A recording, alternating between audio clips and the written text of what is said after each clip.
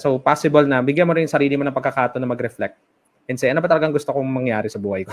Nai-improve naman yan, wag ka mag-alala.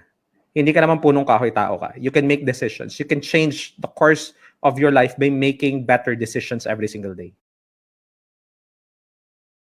Iniwan ako ng girlfriend ko dahil gusto niya yung lalaki may leadership. Ano dapat kong gawin? I'm pretty sure nasaktan ka, yung ego mo is natamaan, and I know you're insulted in that way. Pero the mere fact na nagtatanong ka, for sure, meron ka pang feelings dun sa babae, gamitin mo siya na mag-improve. Because hindi ko alam kung bakit may ganong sense of idea yung girlfriend about leadership, diba? Pero possible nakita niya na parang happy-go-lucky ka lang, wala kang sense of direction, ganun. Just real talk lang so possible na bigyan mo rin yung sarili mo ng pagkakataon na mag-reflect and say, ano ba talagang gusto kong mangyari sa buhay ko? Kasi sa totoo lang, majority of men, ng mga young people, ng mga men, parang wala silang sense of direction, parang gusto mo laro na ng laro, ganun. Parang they didn't have something to focus with. So, siguro yung girlfriend mo, aware siya or meron siyang certain standard. Maybe tatay niya. Nakita niya yung image ng father niya na may sense of direction yung tatay niya. Nakita ko paano nilid yung pamilya. Possible yun eh. Baka meron siyang fatherly image na nakita na sana ganito rin yung boyfriend ko. No? There's a sense of comparison, which is, I don't agree with it. Pero alam mo yun, meron siyang sense na this is how a husband looks like. So of course, no, ako niniwala ko, courtship has to lead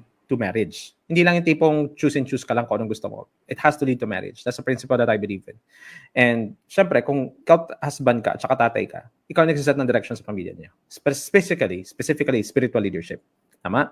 So, gamitin mo to as an opportunity na mag-self-reflect ka. Okay? Tanggalin mo yung insult. Never mind the insult, the hurt. Isipin mo sarili mo. If I'm going to rate myself from the direction ng buhay ko, how am I going to rate myself from 1 to 10? 1, wala talaga akong direction. 10, clear na clear sa akin saan ang direction ko. Rate yourself. Ikaw makakaalam nun.